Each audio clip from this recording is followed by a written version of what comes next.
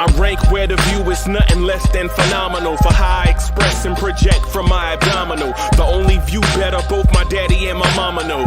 No living parents, my sons give me balance. My wife is my serenity, this mic is my identity. The world is foul enough, that's why I write without obscenities. Provoking danger with broken language and spoken anguish. Begging to get hurt, why would you ask to go through changes? Yes, Lord, life's a chessboard, master the angles. Control the tempo, be the one who holds the info. Acknowledge is just as deadly as machete swings. When spoken, the truth is as potent as that Medellin. While others swear the style is free, I just let it ring. Our time is undervalued, soldiers make us better kings. My fans on my shoulder, reaching after better things. Today I take the shot, for them I'd rather set the screen. My mama told me follow my dreams. My daddy told me get it by any means. Stand tall, make him bow to a king. But I've evolved, you can see the result. Look in my eyes when you speaking to God. Life and for those who we caught up in using what I was taught with the muse. I guess they call it proving I'm more than an artist. Penciling out my darkest while stenciling out a harvest. And storing what gets me from A to B just like garages. Instrumental with collages. Envision what I've been drawing. Broadway to give you rhythm like the great Lena Horne. So bent on, found comfort in the storm. Find peace and on when you see them others perform. Organized chaos, outcasted like hey ya. Yo. Party people in the place to be. What's good? It's number one Chief Rock Knicks University, main man, Uncle Freezie. And welcome to the joint where we talk that talk the way that you like to have that talk to you. The Knicks Morning Drive, the original and best morning show on the planet. Salute to everybody out there on the open road, riding, listening to us in your truck speakers. Salute to everybody in your cubicle, doing your reports, reading emails and all that stuff. Rocking with us early this morning. Salute to y'all, man. Glad y'all are a part of the joint this morning. I appreciate y'all, man. Appreciate y'all. Thank y'all for being here. Salute to all my sales workers out there in the field, in the cold. Salute to all of y'all. Salute. All my peoples. Good mornings.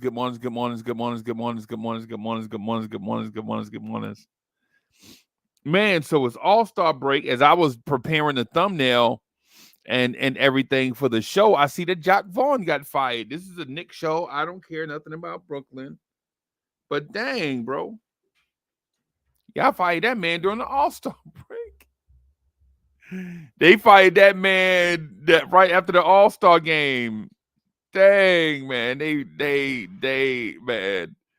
These teams are ruthless and cutthroat. But things are what they are. Things are what they are. I'm interested in seeing how y'all doing, man. I hope everybody is doing well. Hope you had a restful, peaceful, enjoyable, exciting weekend.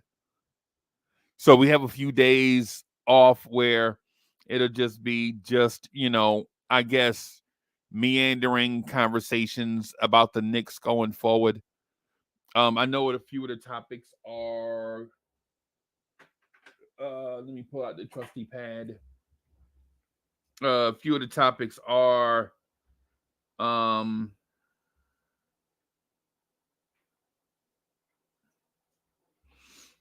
is this a championship level team when everybody returns healthy?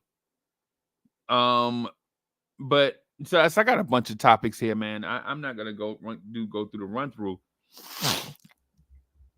but I'll talk about this though. So we made it. We made it to the injury. We made it to the All-Star break where our main goal was to get to this place so that on the opposite end or at the back end of this, we could return healthy. That's what a lot of Knicks fans want. A lot of Knicks fans want the Knicks to on the other side of this return healthy. I am one of those Knicks fans. I am one of those Knicks fans.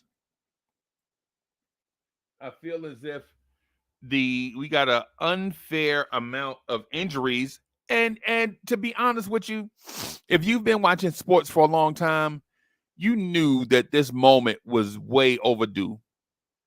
Right? Most teams have a rash of injuries, and the Knicks, for the most part, had been lucky over the years with real injuries, by the way, not borderline gray area questionable injuries.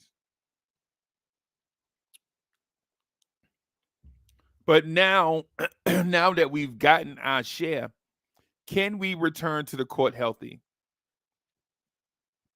And if we return to the court healthy, what is the upside of this team? Otherwise is in the building. What's good? What's good? The Saint Otherwise is in the building. Salute, salute. Yo, otherwise, we got to get back to talking on vibes and stuff, bro. I'm setting the bait out there for you. It's not a trap or anything, but I just like mostly listening to otherwise. Wilson Ding is in the building. I just like listening, like when people when we have real conversations. I like to get in the conversation. Sometimes I need to shut my mouth and listen more. You know what I'm saying? And talk less. But man, some of those conversations we have, especially the late night ones, get you in that vibe where you like, yo, I had never heard anything like that before. But salute to my man Alawiza and everybody else coming through. Salute, salute, salute. I am drinking hot chocolate, which for a while I had sworn off of it, but I tried it recently. Shout out to Boulevard 73 that, you know what I'm saying, that mentioned it.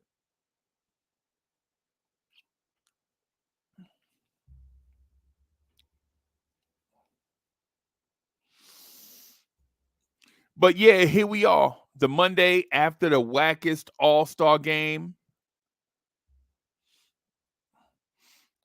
Yo, and otherwise says, I saw y'all on the weekend, but me was having a weekend. Let me know next time. Yeah. No doubt. So, here we are.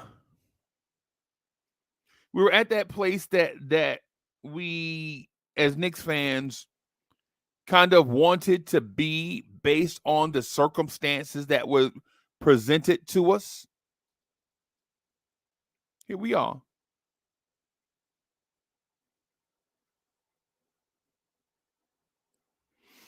And I'm not going to lie. What my feeling before the All-Star break and where I am right now is a different place.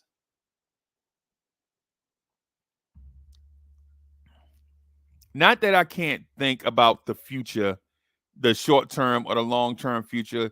Jerry Fitz is in the building. Good morning. Not that I can't think about the long term or the short term future. It's just in a lot of stuff, when you have a lot of stuff going on for certain topics, you just want to be where your feet are. Just be in the moment.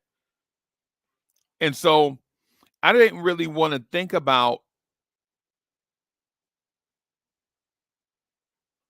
what the Knicks could do if everybody returned healthy. Or let me restate. I was nervous that a lot of the Knicks players that are out due to injury won't return at 100%. And I'm still concerned. Danny Landis is in the building.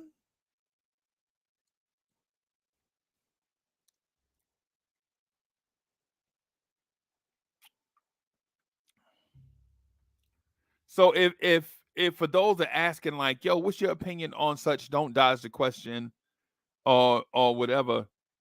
Yeah, honestly, my concern is that the guys that are out due to injury won't come back at 100%. And we have less than 30 games to right the ship, so to speak. So I'm not saying that these are facts. I'm saying I am nervous about that. And that's a couple of different things. So for those that follow the conversation, don't pin me down on saying that they won't return healthy. That's not what I'm saying. All I'm saying is I have an emotion attached to a speculative thought that they won't return healthy. Frederick is in the building. Sherwin is in the building. Sherwin, what's good, bro? And based on how I speak to that speculative thought, my commentary on said event may seem as if I'm a doubter or a hater. I'm not. Building Blocks is in the building. Jerry Fitz says, my belief, the Knicks would have been in the ECF last year if not for badly sprained ankle that needed surgery, and we are better this year. Yeah. And so Jerry Fitz, based off of that, what you just said, right? Think about what we look like right now. And what if said injuries maybe have us healthy enough to play, but not healthy enough to be dominant? And that is where my thoughts are, right? Like, I'm not trying to drum up any. Sometimes in this space we think that, yo, Uncle Freezie just creating content, man, and blah blah blah. I think a lot of times now I might ask you a question about, to start a conversation, right? Like, yo, do you have any post trades fallout? Do you regret any parts of any trade that we made? Did your heartstring go to another team? Did the guys you bring in not live up to expectation? Now, I might ask you a question like that, but it's the same thing your homeboys ask you, right? Like, yo, man, you ever thought about such and such? Is that? But in terms of creating content based on y'all comments and all that stuff, nah, I don't do no mess like that. I don't do no mess. And it's one of the reasons why y'all like me for being who I generally am. Right? Yeah. A lot of y'all like me for me keeping it a stack with y'all. Like, sometimes it rubs people the wrong way, and sometimes people love it. But regardless of what it is, y'all know it's, I'm talking to you as a person. Right? I'm talking to you as a person. I'm not talking to you like it's WFAN and you got 2 seconds to talk and then you out of here. Knicks Live is in the building. The man that is so smooth he does not require a chaser is in the building. They call him Anthony D. Anthony D, what's good?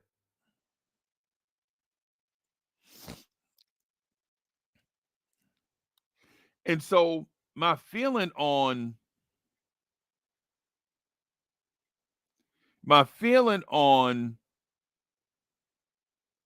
what the Knicks look like when they return from injury has given me a lot of consternation and pause. It's making me think that weird melodramatic feeling like, what if everything doesn't come back right like we thought? And I know it's melodramatic. Y'all know it's melodramatic.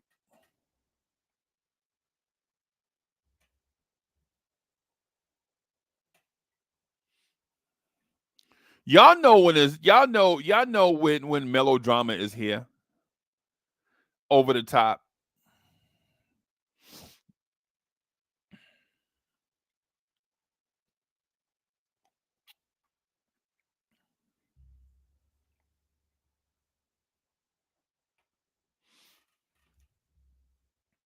So we have a game Thursday. We don't know what the roster is going to look like. Some guys are going to return, but you don't know what the team is going to play like because the roster has been turned over like an omelet. Right? The roster has been turned over like an omelet. So you don't know what the omelet is going to have in it.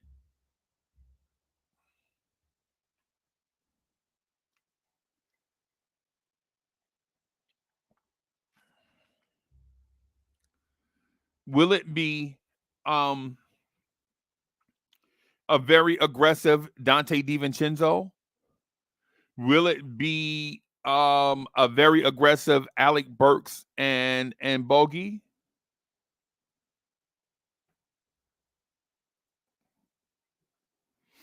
Gregory Castillo's in the building. Salute, sir. Oh, I was supposed to hit you up. My bad. My bad, bro. My bad, man. Yeah, I also to hit up Gregory Castillo and a couple of other people from Texas, man. I was gonna do a panel of just NBA stuff, man, and it just things got weird.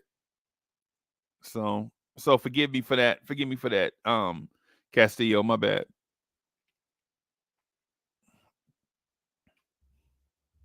So what does the team look like when they return from injury? What I'm gonna say is when the team returns from injury, it's gonna look like a team trying to figure it out.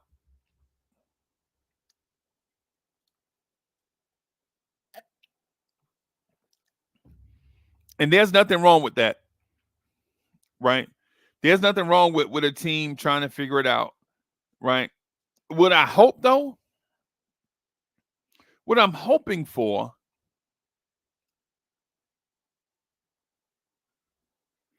is that we get a healthy Jalen Brunson back.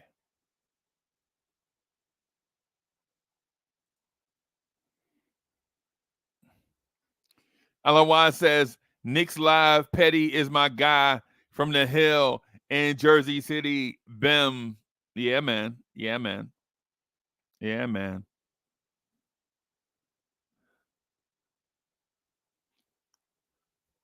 Yeah, man.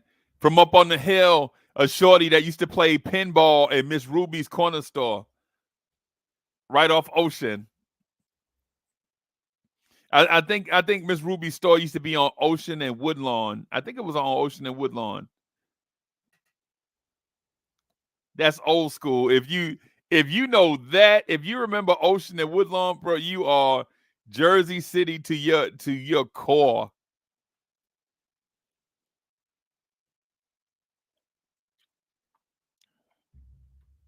Had to walk down to the White Street to get a haircut, or walk up to Jackson. Jackson, it's called Martin Luther King Boulevard now, but back in the day it used to be called Jackson.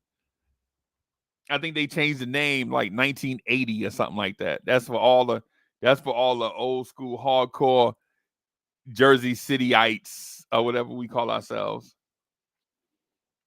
The son of the legend, Kerry Cox, is in the building. Hey, Kerry Cox, at some point, bro, I gotta send you a link for vibes and stuff. I've been wanting to talk to you about what it's like to have a parent that's a legend, right? Like what it's like, you know what I'm saying, to have a legend in your family, right? What it's like what it's like after the fact, like now that those years have passed by, you know, and you reflect on it, you know what I'm saying, what are things like? So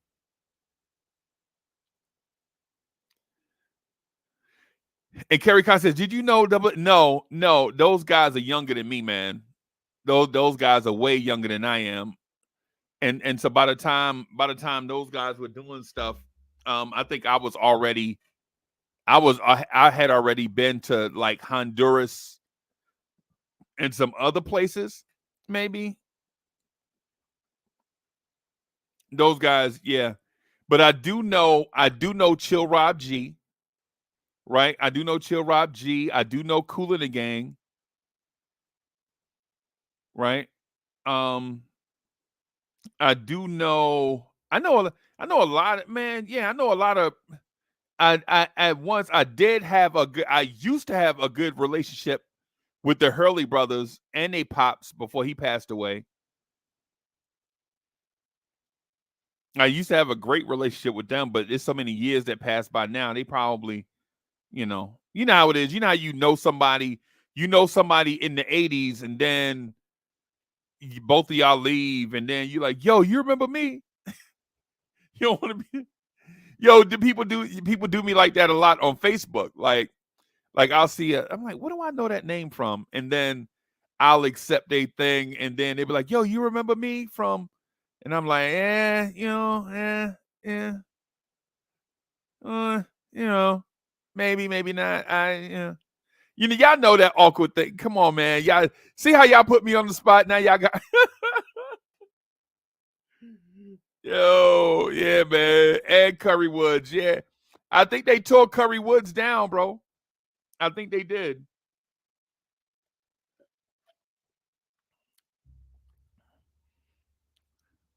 I think they tore Curry Woods down. I remember I guess it was like 82 it was like no like 80 I was y'all remember Little League? Remember Little League and Babe Ruth League?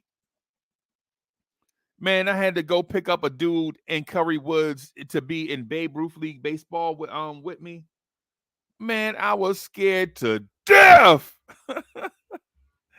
I was scared to death in Curry Woods, bro. I went, no lie, we went to Curry Woods like it was like 8:30 in the morning, and it was a car on fire. Yeah, I was like, yo, we ain't never coming back over here, yo. It was like 8:30 in the morning, and legit a car was burning. And I'm from the hill, yo. I had saw it all. Legit, I'm from the hill, right? I'm from the hill, yo.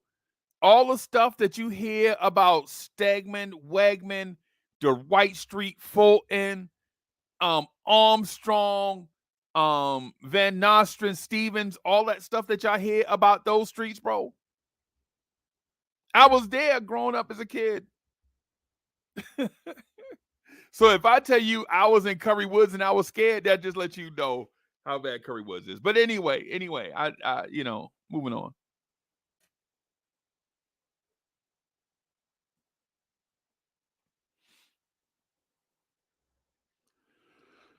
So I'm in that space, y'all, where the emotional part of fandom, and everybody has it, right? Let me just state that for the record. Everybody has the emotional part of their fandom. And so for the people that blurt out, no, I don't, that is emotion. That is emotion, right? So and I'm not talking about like being soft for, well, maybe I am soft for the Knicks. Let me correct that before I say something out of pocket. I guess I am soft for the Knicks, man. I do a show so at least once a day, sometimes twice a day, sometimes 3 times a day, and I'm talking about on average. On average. So clearly I'm invested some type of way. It's definitely emotional because it for sure ain't financial. you know. But my thing is, what happens if maybe Julius Randle comes back and he's like 75%? And what if OG Anunoby comes back and maybe he's 85%? What if Mitch comes back and he's like 75, 70, 75%? And has got to build his way build his way back up. What if Hartenstein comes back and Hartenstein is maybe just 70%, 75, maybe 80%? So the conversation turns in a different way, because even though now we have bodies, we're not at our peak. So now we're deep. We're a deep roster again, right?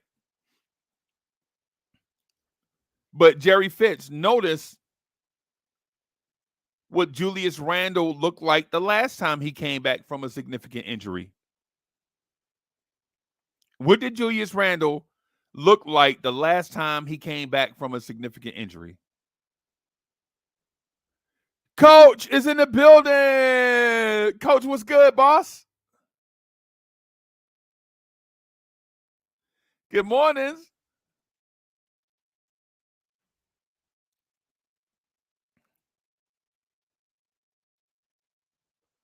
Yeah.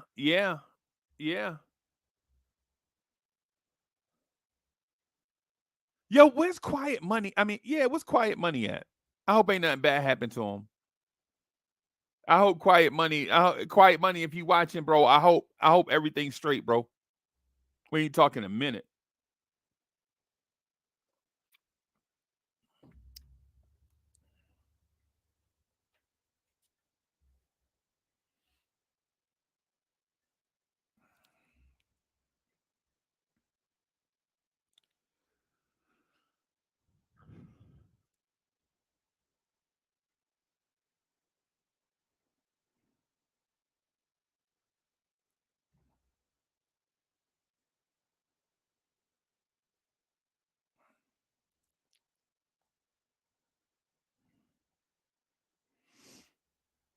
And so I'm doing the what if, right? I'm doing the what if not because I want to scare people with a certain type of content or whatever.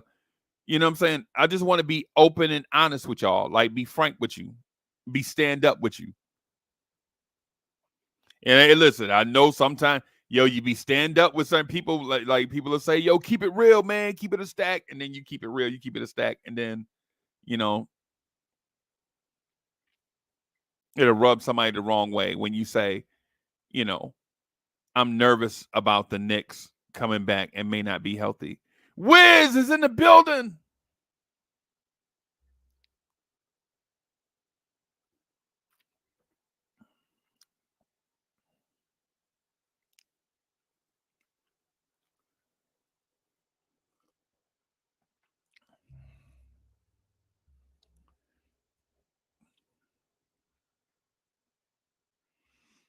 So I did the Wiz. I paced the floor doing the what ifs.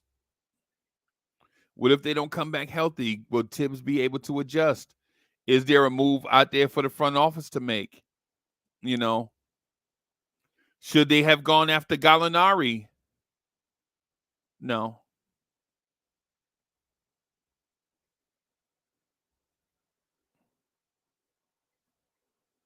So I did the what ifs, and I was thinking, like, doing all the what ifs is not a positive thing, right? The best thing to do is to be in the here and now.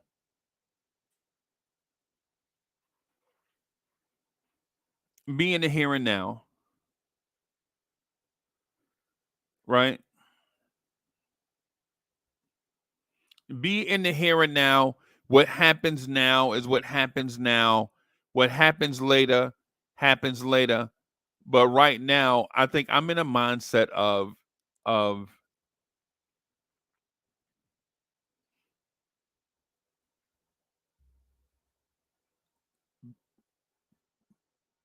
I think this team is definitely a second round team with upside. But if everybody returns healthy, I think this team is the NBA champ. It's as simple as that. The floor is the second round, and there is no ceiling. That's where I am with it. It says cut. E. Gibson is in the building. I think the floor is this is a second round team. And right now, at the moment, I think a first round matchup is us versus Philly. It looks like it. I don't think it'll stay that way, though. I don't think it'll stay that way. I think what's going to happen is, and I know this is going to sound mad OD, right? But I think the Knicks are, I think the standings are going to shake up. I don't see a world where we can catch Boston. Boston is up by about 10 games with 28 left to go. Shop House is in the building. Salute to Corey Lee. I think the standings will finish as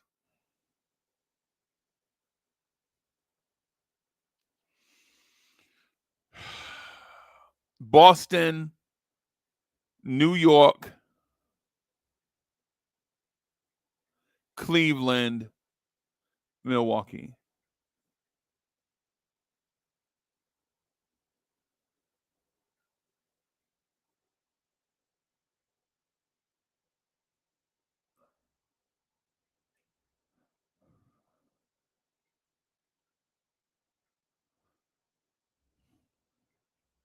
And there it is. Boston, New York, Cleveland, Milwaukee. Everybody after 5, I don't care. I think this is probably the best. I think this is probably the best the Knicks probably have been in a while. So I could see them getting healthy and going out and grind and getting to that second spot.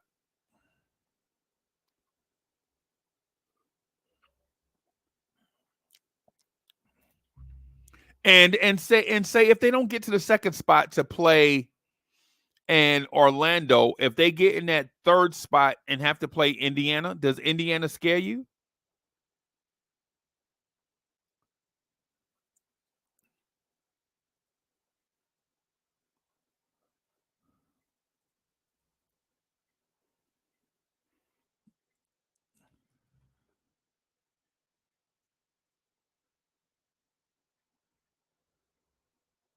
Does Indiana scare you?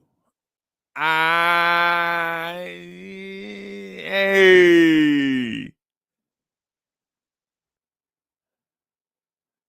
Does Indiana scare you as a Knicks fan if you get the 3-6 matchup?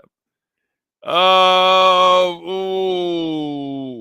hey. Does Orlando scare you if you get the 2 spot 2 versus 7? And I'm just throwing some teams. I'm just throwing some teams out there, but I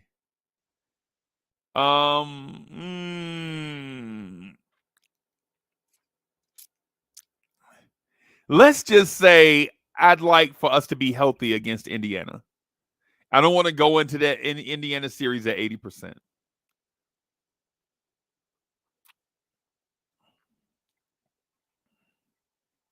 Let's just say against Indiana and Orlando. Let's just say against Indiana and Orlando. Mets, what's good, bro? A little worn out after the Stadium Series game yesterday. Oh, man. Okay. Hate to hear that, man. I hope you're having a great day, though, so far. I am. Well, good.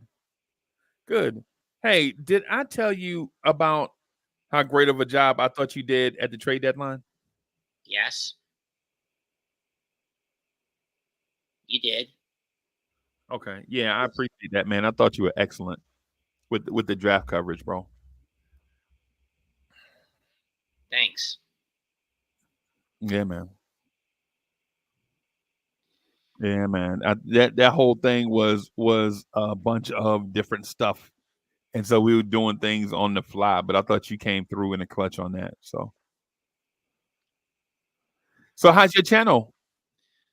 Doing well. I mean, I did call the Stadium Series game yesterday, and I really gotta say, for the Islanders to get in the playoffs, they need to fix the kill unit And when they get big leads, keep the blade of the skate on the proverbial throat. Okay.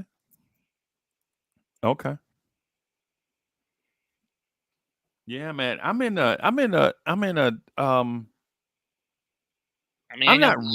not really an emotional type person, like with overly emotional about a lot of stuff. A lot of people say I don't care.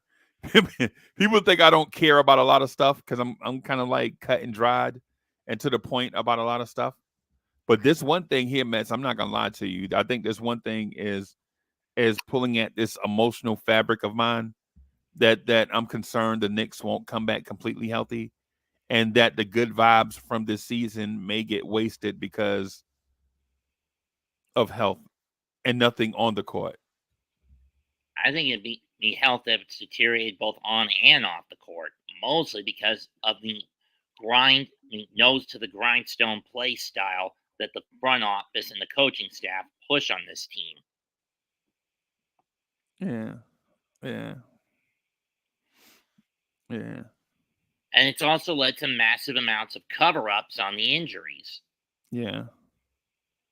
I mean, you and I had that same problem with the Mets that last season, where I basically, and I more or less flew off the handle at Showalter and Epler for sweeping various injuries under the rug and coming instead of dealing with them head on. And in Buck's case, breaking what didn't need to be fixed, the batting order. Right. Yeah. I think what we found out is both of those dudes are incompetent. And I'm not sure how well Stearns is going to be. At this point, 2024 is about limiting damage control from the previous year. Right. Even if this team does get in the playoffs, here's the problem with the Mets.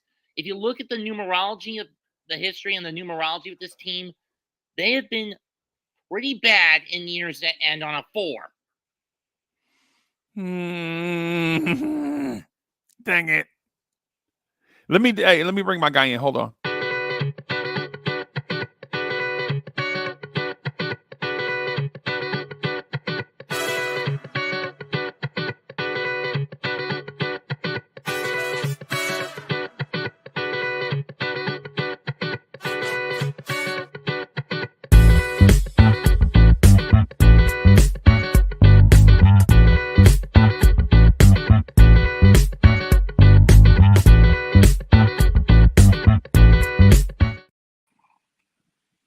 Hey, Saul. What's happening, Mets? What's going down, Freeze? And man, I was gonna call you Sunday. Man, I'm glad because you I didn't, realized. I'm glad you didn't. I'm glad you didn't. I was in the ER. What? Yeah, man. I realized I am no longer a playground legend. Get out of here. Yeah, bro. Man. Not joints. Tell me it's not joints or ligaments. I thought it was. I thought I blew out my Achilles, man. Oh, God dog it. Good morning, guys. Good morning. Morning. What's up, Bob? But no, it turns out it was my calf. I thought it was my Achilles. Going for got a rebound. Well, I was going for ball went up. I tapped it out and I went to go for it. Got ahead of the young fella, and I thought he kicked me. Because I heard it felt a pop. I looked back, nobody was there. Like, what the hell? I said, oh, damn, Gina. I just went on, laid it down. You know, at least I got that. This is when I felt official because I got the I hit him with a move, right? I hit him with that with the dream shake. Hit him with the dream shake into a fadeaway. I got the okay, OG, good move, OG. So I guess I reached OG status for you. So I reached OG status, but I'm officially retired. No, I'm not stepping on the court anymore. I had to hear from everybody in the house. So why you out there playing ball? I'm like, man, you can't help it, man. It's in me. So, but I'm good. I don't think I got us one of them. I got a super boot. I got one hell of a boot to put in. So no surgery or nothing. So I get around. But I look like a one-sided Frankenstein. At least you dodged that bullet. Yeah, at least you dodged that. Yeah. I mean, well, shoot, I was sitting here thinking like I'm going. I had the Amari Stoudemire, and now I got the Dominique Wilkins all on the same leg. Oh, man. Yeah, but other than that, I'm good, man. I'm good. So I was gonna call you because the conversation kind of got away. I think I went in really hard on Boys to Men, and I shouldn't have. Oh man, look, no, I mean, it is what it is because I like them, but they stayed in that same lane for so long because we kept getting into the road and your until your water runs dry, that type of stuff, and on bended knee. They went away from the things that could have been. They could have been even. I mean, you can't deny their talent, Right. but the choices of music on how they went. So I understand why you did because I stopped listening to them myself to a degree. Yeah, I think it's net. But the thing is I probably should allow the conversation to flow more. Yeah, I felt like I was clogging the drain when I went back and looked. I was probably clogging the drain, man, and so I probably should just, what I'm saying, just, No, I enjoy when you getting that. I enjoy you getting that bag and you shoot out those one-liners like that when it comes to him. He covered them because they were like a Quentin Grimes with no cheese. Yeah, man. Let me get to my man Cowboy Bob. Cowboy Bob, what's good, bro? How you enjoyed Buzzer Beater? Yo, we got a lot of activity on the channel, bro. I appreciate it. It was really good. I got to get comfortable with King Ribby, man. That's the one thing. But yeah, I'm doing good. I got called the clown for saying that 0-1 was one of the best All-Star games I've seen as far as this weekend. But everybody's like, oh, you don't know what you're talking about. I was like, yeah, the good old days when they used to play defense. So for me, I'm trying to I don't understand how people can say that, because it's my opinion, but it's all right. 0-1 to me is the best All-Star I've seen. I agree. The modern All-Star game for the NBA, and I could say this for all the major sports, with maybe the exception of the MLB All-Star game, they've been reduced to like a PWG show. Nothing but spot monkeys. I kind of had to agree with Mitch on that one. Uncle Freezie. It's an indie wrestling promotion out in California.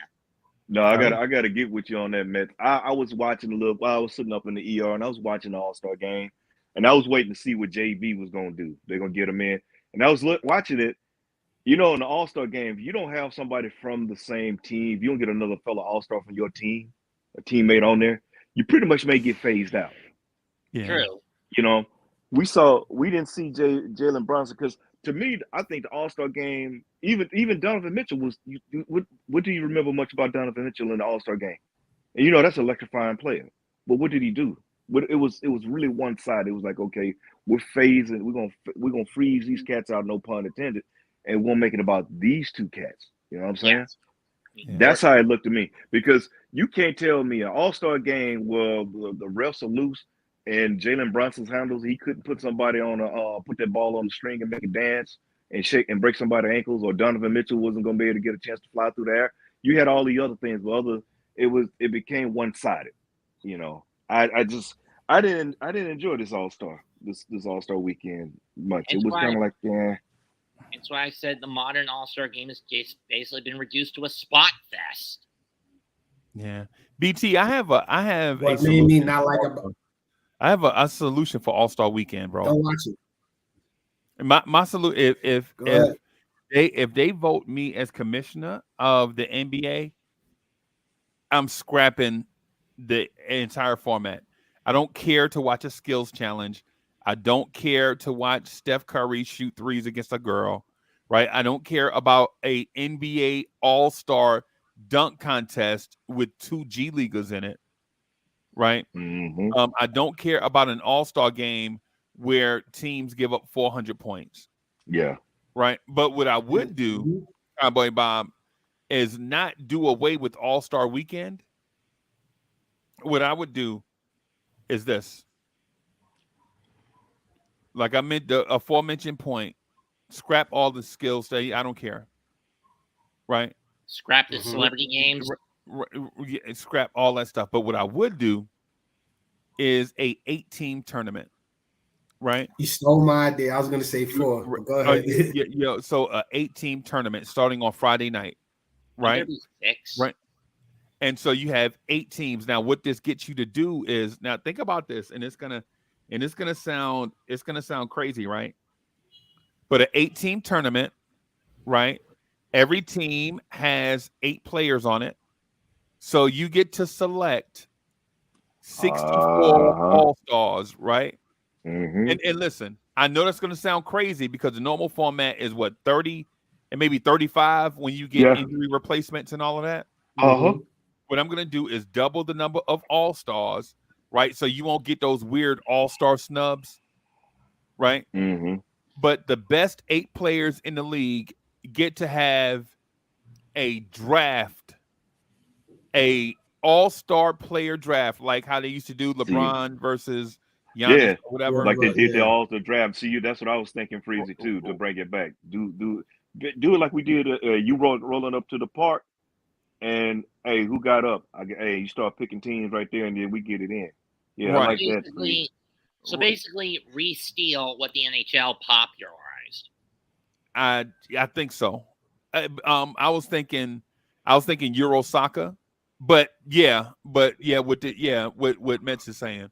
And so what that does is it gives the NBA the opportunity to showcase their top 64 players when the entire universe is watching. Yep. Right? You get to and listen, and you have the draft earlier that week, right? You make it a primetime event. So in theory, you get the in-season tournament and up to, say, I think it's in December, right? And then you get another major in-season tournament during the season because and Mets, this is the reason why you do it.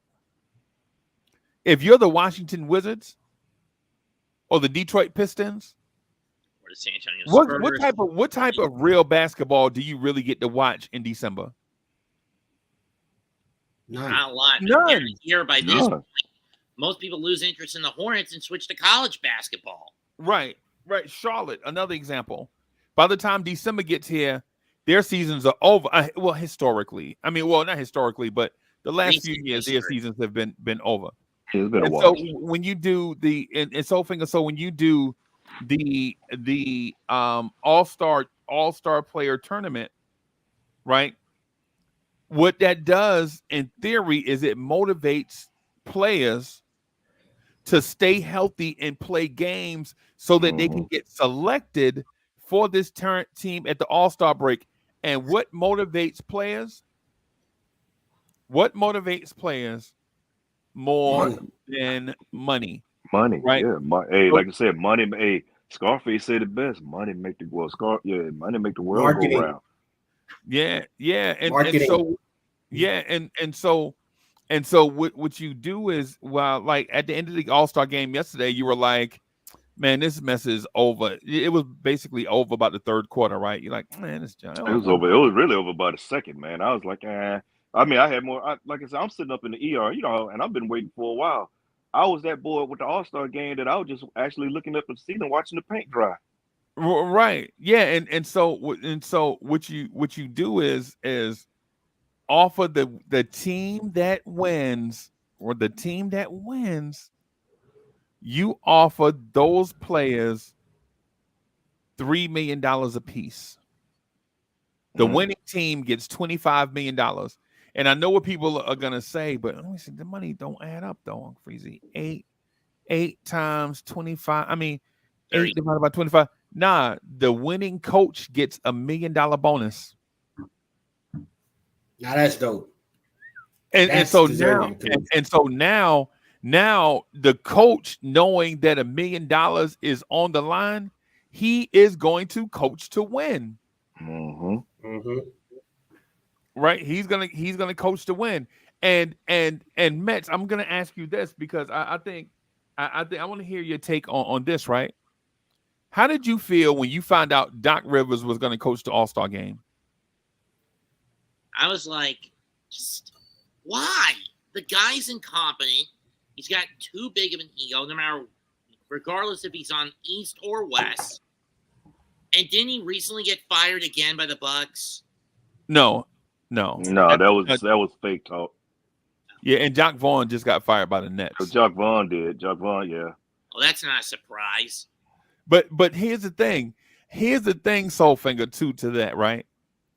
So you take 8 NBA coaches, right?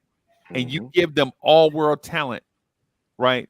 Now, when you give them all-world talent, they can prove to the world that the team they're coaching that goes through these 5-game losing streaks, or they lose 12 out of 15 and all of that stuff. Yeah, I'm already tracking where you're going. When you give them talent. Or lose 26 straight. Yeah, or lose 26 straight, yeah. But when you give them talent, we can see what they can really do.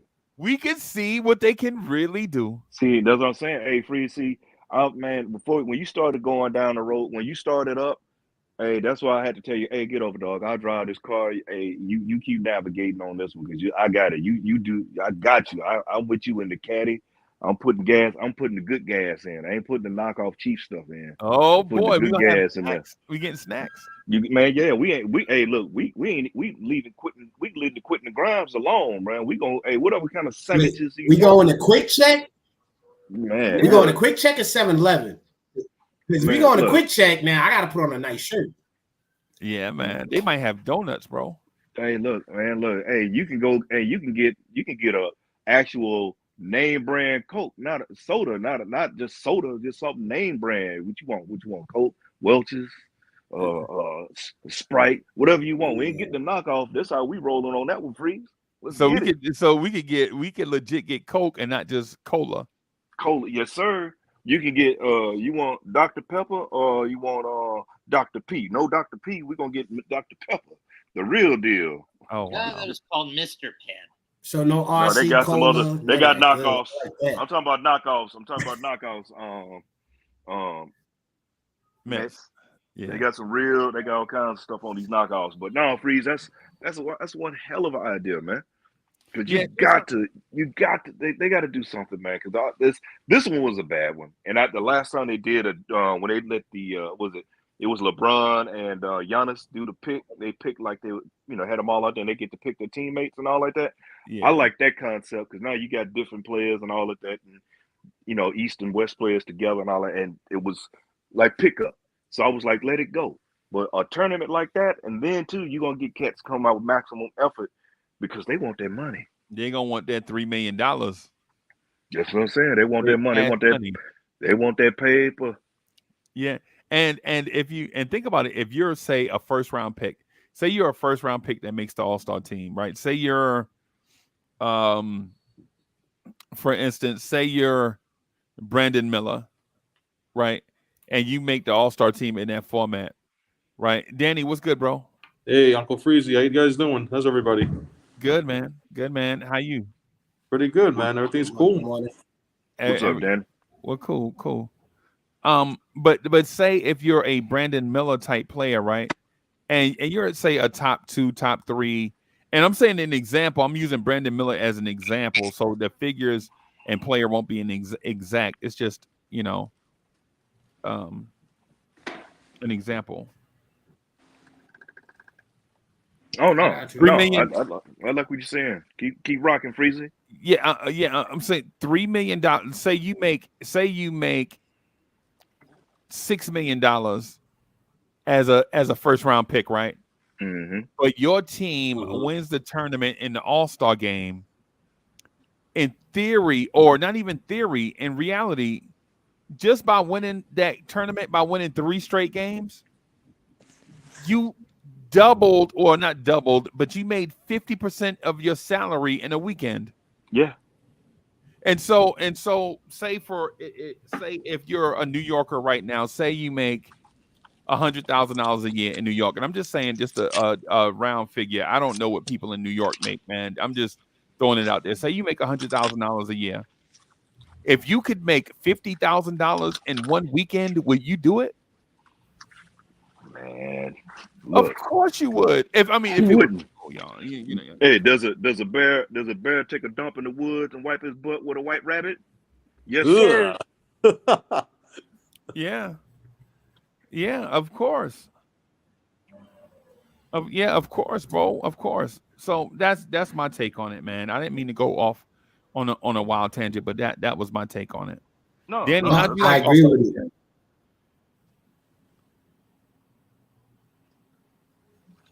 What's up, bro? How'd you like All-Star Weekend? It was all right. There's no defense. It gets kind of boring. Yeah. That All-Star game is free. There's no defense. Everybody scores wide open. That's not like it used to be in the 80s and 90s, bro. It's not that good anymore, to be honest. I'm not interested no more. In my case, I didn't bother with Friday's events. Saturday, I was at a horror convention, so I didn't bother, so I couldn't watch it anyway for most of the day. And as I mentioned to Freezie yesterday, my attention was more on the Rangers Islanders Stadium Series game. Yeah. So I honestly, I like. give a rat's backside about the All-Star game.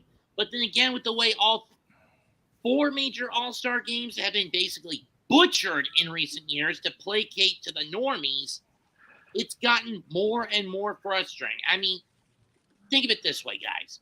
The NHL All-Star game reduced to a 14 tournament. On paper, it sounds interesting, but in execution, it's lackluster. I mean, it's not the worst thing that could happen to the NHL All-Star game, but your mileage will vary with it. The Pro Bowl, reduced to a bunch of field day games. The NFL has gone bloody soft. Right. The NBA game, a wrestling spot fest on 76 feet of hardwood. And the MLB, well, this one took the cake for me. Extra innings reduced to a home run derby. And we haven't reached that point yet. Right. It is No, so frustrating that the things we grew up with to placate to watching the best of the best have been butchered to placate to the normie crowd. But see, I you was just gonna understand, jump on it's about what the money. Period, point blank. It's about money, and you trying to bring in more revenue, bring in more people to try to do whatever. I don't care about The Oscar. Well, you may not care, but you got to understand that's what it's about. Mets. That's bottom line. They can still bring in normal people, the average Joe, Susie Slapstick and Joe Bag of Donuts to watch whatever, but they're trying to figure out something to do, but they're going about it the wrong way and not listening to what the fans want, or come up with different ideas. I mean, remember back in the days, they used to have in the All-Star game, you bring back the legends. We had a bunch of the senior citizens in the NBA playing, and you're like, oh, it's great to see the name. But you're like, man, when Dr. Even though Dr. J he proved he's still dunk at the age he is, but they weren't doing the things they used to be able to do. Nobody want to see that. Now. But and then now you're looking at it with the way the game is played, and even the selection, man. They were selecting people. I was like, come on, man, this cat is injured out for the season, and you still got him as a starter in some aspects because you let a lot of people just because they go by names, and then the coaches put the people in. Last year, and that's not trying to strictly talk about. We know. I was talking to Alawaz last season. I was talking to my man Alawaz, and Brunson was playing the way he played. We know Brunson actually should have he got snubbed. I told him, I said, but we were talking about it. I said, we're only gonna get one. Politics gonna play a part. We're gonna get one All-Star. We're not gonna get 2. This year we got 2. It's just, it's the way, that almighty dollar does make a difference on a lot of things. NFL All-Star games. The Pro Bowl. It's not going to be anything because those cats are the way they already. It's like 1, 2, 3 Cancun. I'm not about to kill myself out here for this. I'm gonna get this little extra bread. Enjoy Hawaii when they were out there, or whatever. Now they're moving around, but I'm enjoy Hawaii, and that's it. I'm out of here. I'm not trying to hit. Well, my man that played for Washington, rest in peace, was murdered. He came to play. Chantel. He came to play. He was delivering snot bubbles on cats out there. And then wait a minute, they were like, hold on, big fella, this is the Pro Bowl. He's like, this is how I play. If I'm gonna get on the field, this is how I play. A lot of these cats don't do that. You know what I'm saying? So you got to get it to the point. I mean, look at the tournament, the in-season tournament. They played. Cats played because they wanted that money. Right. and the way it went. So the suggestion you came up with, Freezie, you got to give more incentive because it's like if you have a production-based job, right?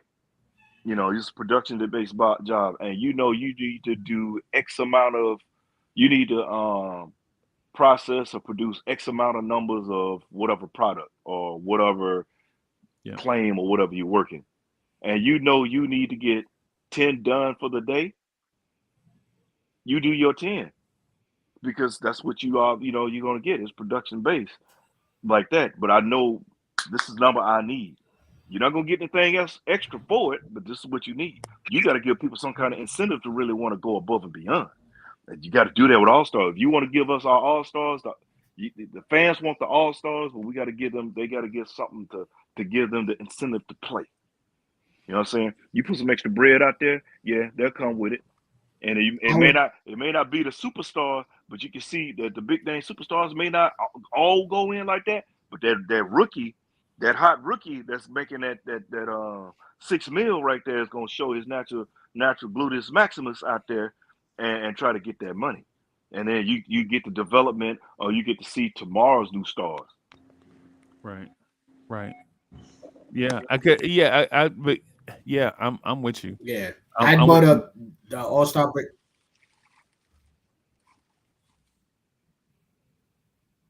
No, I was just gonna say, my fault. I was just gonna say the only reason why I brought up the All-Star break was because I don't know if there's a narrative being pushed, but I'm starting to notice a narrative of Dame. Like they're always putting things in Dame's favor, like the way that he won MVP, the way that he got traded, like all this stuff. It just looks like they're trying to set up for Bucks to be something with this whole Dame trade. What you guys think? Because like I said earlier, the way that they had made the trade for Dame with the Bucks, the way that they changed the coaching, the way that now they're trying to get better with defense, I just think that they're trying to set it up to where the Bucks can win another championship. You know, I'll jump out there on that one, Bob, because I have been saying that before. The way things have been going, because correct me if I'm wrong in the standings, we're ahead of the Bucks, correct? Are we ahead of the Bucks? I'm trying to remember. Oh no, they're 2 games ahead of us because they're 2 ahead. Okay, won 2 all right, yeah, games no, ahead that's of us. Philly. That's Philly. My bad. Like I said, I have a senior moment, man. That's Philly that's behind, but the Bucks. We were making. Yeah, we're half a game ahead of Philly. Yeah, and we were catching the Bucks. I'm looking at it, and maybe, hey, this is me with my 10-4 hat. Hey, if you're in the chat or whatever, Knicks Nation, you hear my voice, and I'm saying that this is how I'm looking at it. I could be looking at it real crazy. Hey, if I am, it is what it is. But I felt like because of the bad officiating that the Knicks have been getting, this is league-wide, but just I'm talking about the Knicks right now. Nobody else. I can give 2 rats backsides about what's going on with anybody else. The bad officiating because the Knicks were hot and were making a move to come up and overtake the Bucks. I think, like you were saying, with the moves they made, they're the mind of the way the money's moving and everything. You would like to see the Bucks in the championship because you have Giannis, and it'll be Dame Dollar's first time getting into the championship. That's just me. That's just me where I was kind of looking at it. And so you got to knock the team down that was hot. Now, granted, the injuries, I don't care what is by attrition. The injuries were going to get us eventually. You can only go for so long. You know what I'm saying? It's like we were literally a one-legged man in the ass kicking contest. It was going with a steel-toe boot, so it was not going to be pretty towards the end. But the officiating and stuff, it seems like it was kind of rigged towards the go against us. This is the way I felt about it. I could be being being a little bit of a homo one side or a bias with it, but it just didn't, that fish didn't fry, bro. That fish didn't fry right. And I do think they do want the Bucks back in the finals. Yeah. So anyway, let me get out of the way. I'm going around. I'm trying to get this super boot on, and I'm up here getting distracted. Nah, it's cool. It's cool because, like I said, the Bucks thing to me is I think we're being discluded as Knicks, regardless of what we're doing, and they're trying to make it a Bucks and Boston thing. Like they're trying to make Dame be more relevant in the league. That's why I said I think it's more in the Bucks' favor. Like no matter what we do, we went on a 14-2 winning streak, and they still won't even give us a credit. They, like you just said, with the calls and stuff, we don't get our own calls, but when we play physical, we seem to be getting all kinds of calls against us. So for me, I just throughout this whole season and the way the All-Star game is, I said, it looks like to me they want Dame to be an important piece to see in the finals, Boston and Bucks, and probably Lakers and Nuggets again. Like that's the way it's been looking like to me, because no matter what the Knicks do, we're always going to be up against it. For example, if you look at the moves that the 76ers did, look at the moves that the Bucks did. Everyone's happy with their moves, even though they're missing one or two superstars. But nobody's understanding how we are still holding down everything that we're doing with all our injuries. And we're not getting no credit. It's like, it's the Knicks. Like, for example, Randall. Randall's our guy. We have two all-stars on our team, two superstars. Randall developed and Brunson's turning out to be one. And we will never get credit because, like I said, I'm going on a rant, but the way it looks like is the league is always going to be up against this, and the only way we can win is knocking these people in the mouth to get to the EFC. And the best way we got to do it is believe it in Tibbs. This system and the coaching, I hate to say it, the only bug that we have, it's like the military for me.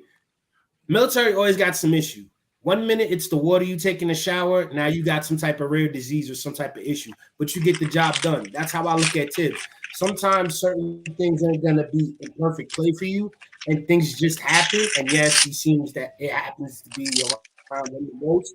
But I'm just saying, I think no matter what we do, as long as we are Knicks fans, the only way we would get any recognition, regardless of this season, due to injuries or anything, EFC. That's why I keep stressing, like, I'm worried. I feel like with all these injuries, we're going to go back to how it was with Atlanta. We're going to go back to how it was with Melo in 2013 when he hurt his shoulder against Boston. Like, all of this stuff is coming back. Oh, my fault. Hilton Murphy, good day to Freezie and the panel in the chat. It's good to be back under the radar. Thank you. But that's the only thing that worries me. That's why I'm like, every game that I've been seeing, they've been trying to push us out the way. Orlando game, they did that. They stay trying to push us out the way and not give us credit. That's true. I agree. I agree. Because even when like I agree, but I disagree to a degree. So with that being said, I feel what you're saying with it, but you know what? It shouldn't matter what the national is. You go out there and just take it.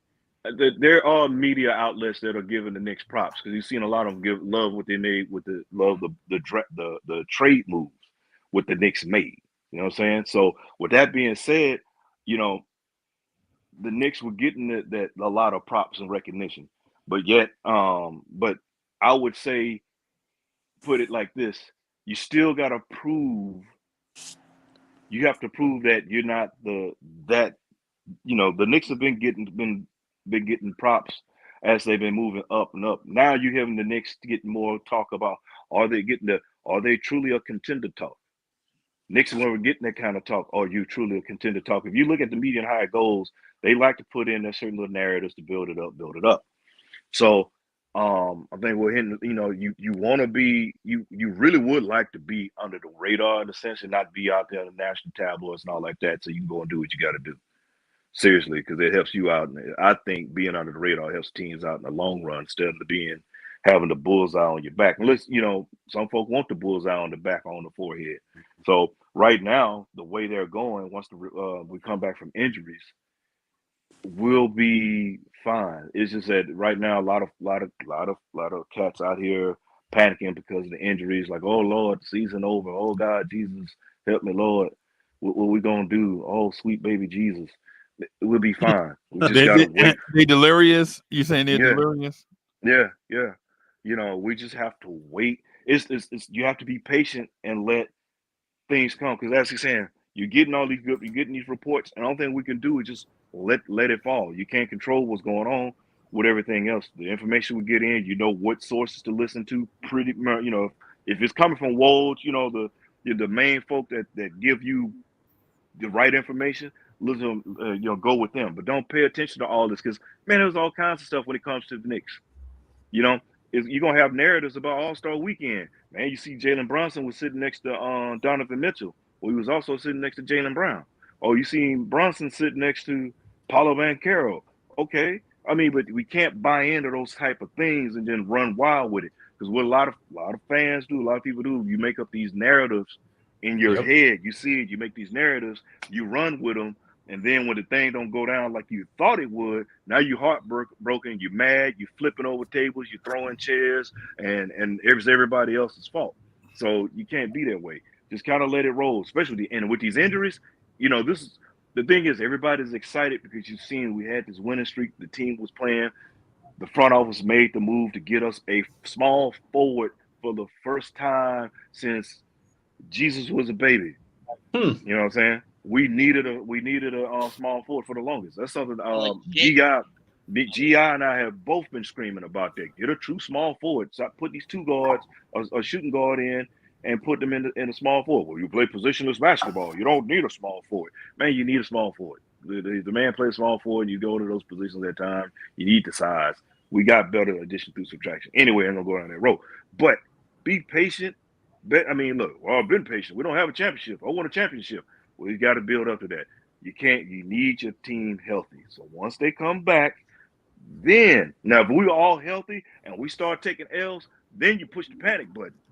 You taking them stupid. You got to give them time to get back acclimated because it's not like you playing NBA 2K or you come off the injury list and you can drop 40 on them right off the rip.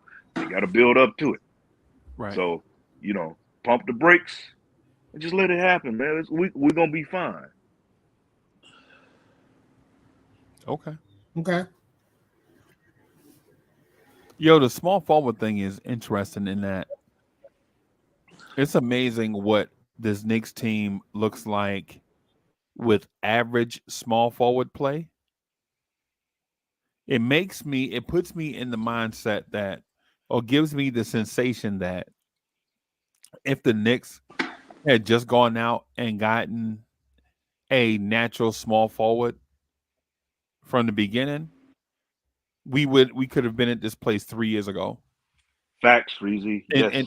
And I'm not throwing RJ Barrett under the bus. I'm not throwing anybody under the bus. I'm not saying a guy that replaces RJ. What I'm saying is if you had I'm going to use the best case example. Say if you had a Paul George in that small forward spot 3 years ago, and I know he wasn't available. Right? But what I'm saying is if you had addressed a small forward spot years ago, maybe our timeline is sped up. Right? Because I think what we forget is small forwards do so many things. The small forward legit is the crossroads between your point guard and your center. Right? Your small forward does a little bit of what centers do, a little bit of what power forwards do, a little bit of what shooting guards do, and a little bit of what point guards do. Right? And if we had that conduit earlier on, possibly we could have possibly been in a different place. Right? Y'all know centers do what centers do. Centers, for the most part, don't do point guard things.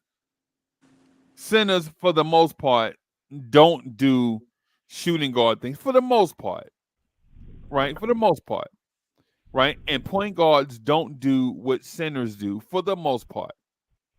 But small forwards are the generalization of all of the other four positions traditionally.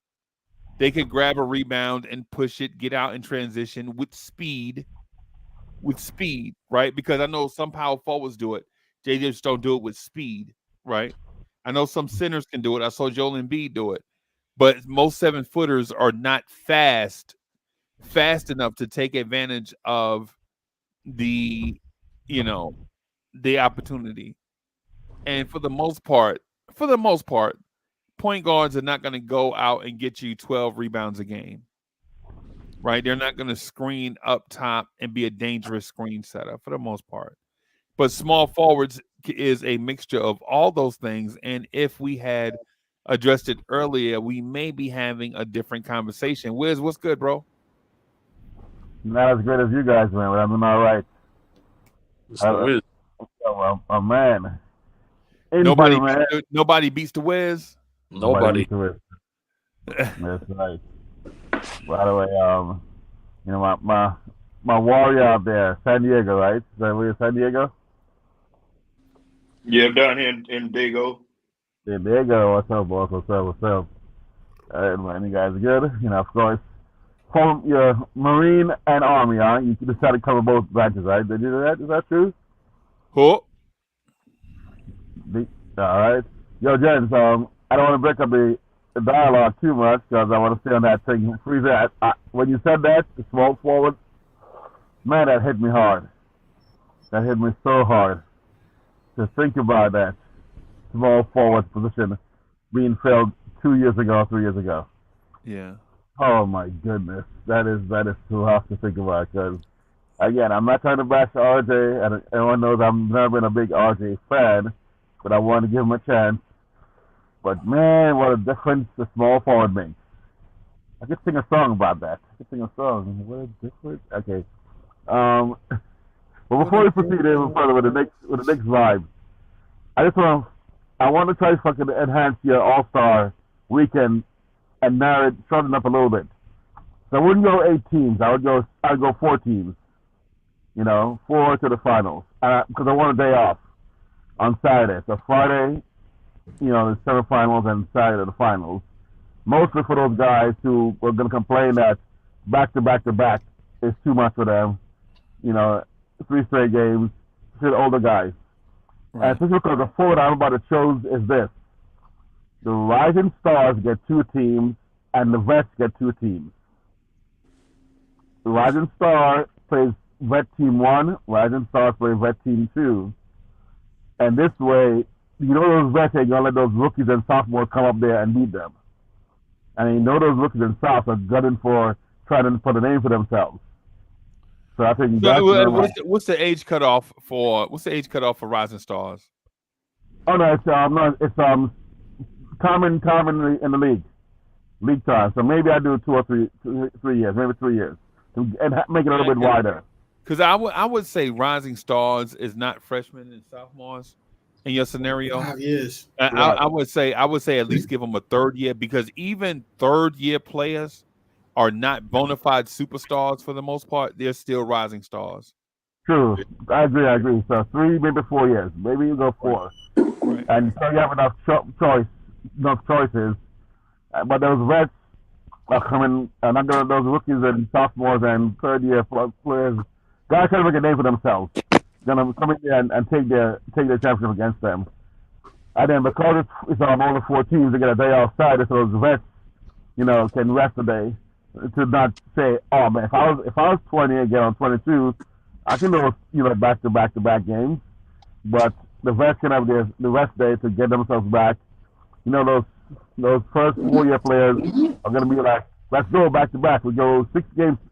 They may want to play all games in one day, because that's how those young cats are. So that's how I do it. I love your format, but I'd bring it tighter, day off, and then make it, you know, egos. So egos play into it, not just the money. So hey, well, how about I compromise with you? How about Thursday and Friday, take Saturday off, and then play on Sunday? And then that way on Saturday, if you still want to do your dunk contest, whatever mess, BS, trash they want to put on TNT, they can do it then. Of course. Okay. Because they don't participate in it anyway. Right. But the reason why I wanted to bring it down to 4 teams is also bring less guys into the loop, so the realistic feels special. 64 guys, you know, is a lot. That's almost a quarter of the league, right? Let's take off those last 3 guys on the bench every time, because some of those guys, you know, are borderline G leaguers in most cases. So we're looking at, you know, going from, you know, 64 guys down to maybe 32, maximum 40. So top 40 in the league. We're talking about top your 20 vets, top 20 rising stars going from year 4 down. So that's my compromise. But I'll compromise with you the day off. At least get a day off, because I want a day off for those vets. Back to back would be a lot. 1 day off. At least 1 day off, yeah. Even though there's Kobe in them, they'll be like, let's talk about no days off. In fact, same day, because Kobe will, blackout training, right? That's Kobe. But but anyway, that's the Mamba. Back to the Knicks part, though, yeah. So, man, when you mentioned anxiety about this, nervous about the rest of the season, oh, man, if we had that small forward ready, if these guys get healthy, I'm torn between if they're all healthy and have enough time to mesh. I don't know if I'd fear getting eliminated first, second round with that fully staffed, healthy, somewhat meshed, gel team, or having the excuse of being like, man, we weren't fully 100% next year, because I'm nervous about either of those outcomes. Wiz, because we don't want to. Because you know how you and I talk in the summer, right? You know how when it's those late night conversations, the Knicks at Night podcast during the summertime. I don't know if we're built for a what if summer. Oh yeah. You know what I'm saying? Like BT, you know how like during the summer times and the off seasons we have like a ton of conversations during the summer. Like before we were like, yo, we need to get, it was like speculative. We had speculative summers. Yes. Like, yo, we need Paul George, we need such and so, we need Brandon Ingram. And those conversations were one thing when you were not a championship contender. Yeah. See, when you're not a championship contender, you can dream as long as you want because you're not a championship contender. But when you feel as if you are and things don't go right, then you have an entire offseason to do the what if game for the entire offseason. And I don't know if the Knicks fan base can legit. And the sad part, not that this social fan base that we have. Like I met y'all through social media. Like I didn't meet a lot of y'all in person. I met y'all through social media, right? And this social space that we have, I don't know if we can survive in this social space where we have the championship contender mindset and we fall flat on our face, not because of talent, not because of coaching, not because of the front office, not because of the referees, not because of seeding, but because of injuries. And see, our mindset is derailed because now we're like, but what if such and such was healthy? Maybe things would have went the right way. I'm gonna bring up King Ribby, man, and let y'all and move out of the way. Yo, yeah.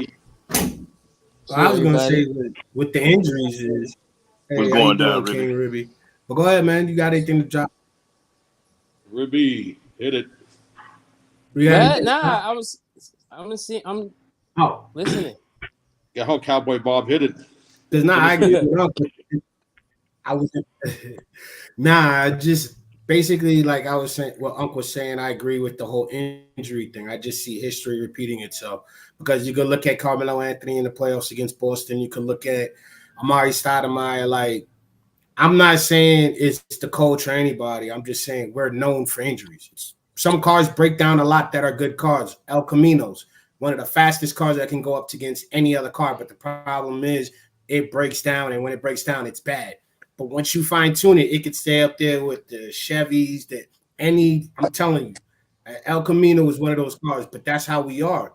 So now is the season going to transition to, oh, what if the Knicks did this? What if the Knicks did that? That's what I don't want to prepare for. I don't want to prepare for that because if the one problem we have is injuries, then to be honest, I don't think that's a fair assessment for us to change the whole team's dynamic.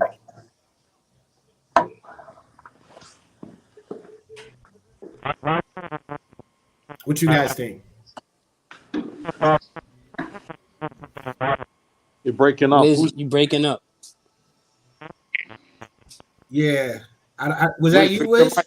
Yeah, Somebody Wiz, break sound it like up. Charlie Brown It's teacher. Wiz. Charlie Brown's teacher. I forget. Oh my God. Hey, Wiz, that may be you. Is there a way you can reset your audio? I think he's saying it's Hey, Wiz sound like, you know how they had on the track somebody doing those skits. He calling in from being on lockdown and want to spit some verses. Yeah. That's how he sounds right there. He trying to spit some verse, but he got all that static in there. Static selector. Come Is on, that Devil better, Dog. Hey, come on, Devil Dog. You got to get that radio going, man. Hey, I forgot he was a Marine. Yeah, come on, Devil Dog. Get that pricky. I forgot Wiz was a Marine. It's a radio, not a sandwich, bro. Yeah. Hey, you got to get that pricky 7 going. Yeah, I forgot. I forgot, Wiz. It's a cell phone. It's not a Sengars, bro. There you go. There we go. There he is. You muted, bro. Mute it. You muted. Hit the button. Come on. You can do it, bro. That thing that cell phone that you have, it's a cell phone, not a Sengars, bro. Freeze. I think Wiz over at San Onofre on the other side, by the radar towers and stuff. Oh, that's why he getting. Yeah, he up there. He seen he up in LA. He slid back down to San Onofre. Oh my God. I think he's using a TV or something. Yeah, he using a SingGuard. Hey, Bob, he using a SingGuard, but he didn't bring the extension on the for the wire. He didn't bring that. He forgot to use the eraser to clean out the port. Yeah, he didn't clean out the port. Yeah, he forgot to clean out the port before he connected it. Remember with the eraser? Yeah, the eraser. Hey, you gotta use a little spit in that eraser, bro, to get that thing to work. You just got that little whip antenna. That's what you got. Yeah. You gotta get out the valley, Wiz. Get yourself together, Wiz. Sorry, guys. He out there on that Altel flip phone. Come on, Wiz. The next though is on that next though. I wanted to ask y'all about the small forward conversation. Just really quick, just to continue it. Sure. Just a little bit. How do y'all feel? What would y'all say if I was to say I think that Tom Thibodeau is a master developer? Would y'all laugh? Yeah. Not really. Agreed. Oh, at the small forward position? No. If I say Tom Thibodeau is a master developer of young talent, what would your opinion be? I would say he's good with veterans. Exactly. Well, you know what? He's good with seasons because you have young veterans. If they've been in for a little bit, for at least a few years, he can work with and get them there. But taking a rook is a different thing. He doesn't have. It seems like he doesn't have the patience. But you get him a young guy. Case in point, Randall. Need I say more? Randall is the poster child that you should be looking at when he says it is developing. Grab somebody that's 25 years old and develop them. What about Dante DiVincenzo? Mm-hmm. Oh yeah, the same thing. That's the other one, right? Look at Dante. It's so far, and it's granted. We're looking at what he did in the other teams and what he's doing with the Knicks and other dynamics and everything. But Dante DiVincenzo, Dante's playing some good. He's playing some solid ball. Man. I have one. Hey, I got another one that is happening in plain sight. Precious. No, Precious. Yeah, Precious too. But how about Isaiah Hartenstein? Mm-hmm. Yeah, again, another one. Yeah. I would say, you know what? I will say, because at first, Freeze, I was a little upset on how he was being used because I watched him with the Clippers and stuff. Exactly. And Wiz, I know you can test this being in LA, and I know you would catch Clipper games. The way he was his first season with the Knicks, he wasn't playing or moving like he did with the Clippers because he could, I was telling you, he can actually shoot that rock. I'm not I'm not pulling the Aegis. Aegis 14. I'm not nowhere near. No, but I'm not going that way. Talking about, but guys? he's a better. But he's a better. But Ihart was, I figured he played better. So He did certain things. But bringing him up the way that Tibbs has opened up his game, and then getting you give him more time, you see him more things. So he's, the talent was there. Tibbs works better with these younger veterans that bit in just for a taste for a little bit, and he can bring them along. So I give him with that. I will rock with you on that, Freeze. What about Jalen Brunson? Do you give Tibbs credit for helping Jalen Brunson go from a very good young player to an all-star? I'm actually going to ask this question: Is he a developer of these semi-mature talents, or is he a better eye opener? He actually lets them know their capabilities, maybe like a motivational speaker, like. Is that not part of development though? So I think it's part of, but I don't know if it's development as much as simply awakening, because they have it, and he just simply says, "You can do this, find your path," because I don't know. I'm just asking the question. I think development also includes your phone. Your flip phone went out. You on mute, bro. Excel is not working. You on mute. Hit the button. Wiz, you're on mute. Oh my God. Hey, Wiz has one of those burner phones from those TV dramas. Wiz, I put you backstage, bro. Just to let you know that your audio went out. Wiz got Stephen A's phone from General Hospital. He got that brick phone. Oh my goodness, yes. General Hospital, Stephen A. Can't do no good. Yeah, I'm telling you, Wiz was over there spitting. He over there. Hey, he's spitting over there. And the only person can hear him is his seats. Yeah. So I noticed the trend, and I don't know if it's true. So I'm just gonna ask the smart guys the question: have you seen Tom Thibodeau take a guy that was one thing before he arrived with Tibbs and turned him into something better now that he is with Tom Thibodeau, i.e. Josh Hart? Nah. To be honest, in my opinion, I think we can all see with our own eyes Randall. Because back when he was in New Orleans, he was good, but he didn't do what he's doing for the Knicks as of right now. Yeah. He wasn't impactful, bro. Exactly. You get what I'm saying? So I could say Randall for sure. I don't know about nobody else. Nobody else. Well, and Jalen, because Jalen, it was Luka's team. You get what I'm saying? So now I'm coming over here, getting the opportunity. So I think it's Jalen and Randall, in my opinion. So you didn't see it with Precious Achiuwa? No, because Precious. First of all, we haven't seen Precious that many. Like we haven't seen him for at least 30 games yet. Okay. So it's like I don't see it. You don't see it with Precious, Ribby? I mean, granted, it's a small sample size. Exactly, and when small, not to cut you off. Go ahead, when he was on the Raptors, he was doing the same thing a little bit, but it's just that he wasn't. Just hear me out. Just hear me out. I'm gonna let you rock. When he was on the Raptors, he was doing it, but not in a sample size.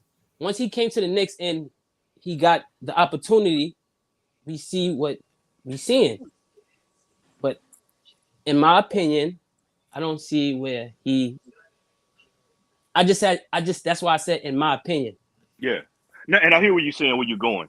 But this is where I see it. Because in Toronto, and I've said this before, I don't know if you were on when I said it, and my man Wise Wise is in the chat. We talked about this. He and I, we chopped it up on this. You remember he was used a lot as a bag up center when the man was a power forward. So his numbers going to look the way they would look. They look. And I always said the man needs to play power. Put him at the power forward. Let him play at that power forward. Quit using him as a backup center because it's the way it works. Can he get in there and spare you some time at center? Yes, but not the extended time. Now that Randall's gone and you see how comfortable he is at playing what is, I think, is his natural position, power forward. You seeing what he's doing. You know, we don't worry about, nobody's even talking about, remember before we said, we need to get a backup power forward. Nobody even saying that now the way Precious is playing, and also got more opportunity and time to develop and work on more of his skills and see what more he can bring. So granted, it's the situation with Randall going down, but also Tibbs putting them there. Now I still say that because once Mitch and Ihart are back, then he'll be coming off the spell Randall. That means the way he's playing, and if you in a 12 minutes. Hey, look, if he can give you 12 solid minutes, that's 12 solid minutes of rest that Randall could get, that you could put Randall in that fourth quarter and give him the business. But the good thing of having a Precious is if you want to play with a smaller, you don't want to use your 2 7-footers, yes, you can put him in there at that power at the center. You still got Randall on the court. So the one thing I've noticed about Tibbs is he likes to have players that play dual positions. So you can kind of you call some confusion or some problems like that. So I think, and like I said, my opinion, like I said, I'm not a one of these sports analysts or that I get paid millions of dollars to come in and talk about our favorite team, our team, the Knicks, with cats that are Knicks fans, right? So what I'm saying is, overall, Tibbs taking these young veterans that got some time on them, and they know the game. They know the NBA. They know all this, so he doesn't have to keep teaching a lot of that. They're now men. He can go in. They're not there boys. You go, Freezie. Thank you, Freezie. Because instead of taking this cat that did 1 year of college, you rolling him in. Now you got to teach him everything. Look here, Junior, blow your nose. You're supposed to wash your face, clean behind your ears. Come on, son. You know you got to get this. That he's not doing all that. They already know the system and they already know the ins and outs. Now he can go in. He's like, oh, you can really do this, but they were using you to only do that. Come here, let me show you a little something. And we already know that Tibbs loves cats that play defense. And you have some, if defense is your mainstay, oh, that's easy because now he can focus on the other stuff he can work with. So I say I agree with you on that part when it comes to developing men that's been in the league. Exactly. Right. Yeah. Do we give time? I'm honestly gonna.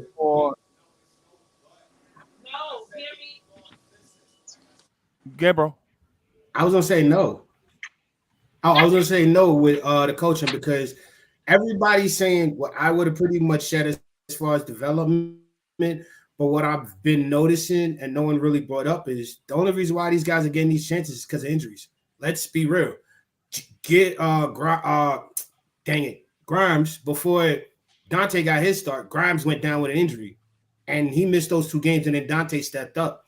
You could say the same thing. That's why I think King Ruby went and said that you have to go with Randall because he was here before all of this. And when he was doing this thing, we were dealing with injuries. He's been the only one real constant. Everybody else that has come here, Precious got more opportunities. Hart is probably the second outside. How Taj Gibson look with an opportunity? He looks terrible. Taj Gibson, he's washed. He's a backup. But this is what I'm saying. Development. This is what they're saying with development. This is why I say I go against it because. Okay, but I hear what you're saying, Bob. But you're saying, well, okay, Grimes did get hurt. He got hurt, but he got put back into the starting role, and he just wasn't getting it because his minutes were diminishing because Dante was out playing him. Dante was put in over when Grimes got back. Dante was out playing him before he got hurt. He was out playing him before he got hurt. The injury was just an excuse to play Dante. Yeah. Dante should have been starting over him anyway. And if you remember when I said, when I went in I'm going to use the Stephen A word, my long soliloquy, I was saying there's certain times opportunities came when it came due to injury, right? So that's what happened. But the Dante thing, Dante took that position from Grimes because once he put him in. We started winning more games. You even had more. You had more cats here in the chat and the fan base saying, "Man, put in Dante, put in Dante." And to be honest with you, I had a feeling Dante was going to overtake him because Grimes was a reluctant shooter. Grimes would play defense, but when he needed some extra buckets, man, he have a while he passed it up or he wouldn't go. You needed somebody that's going to put pressure on the opposition. I remember that.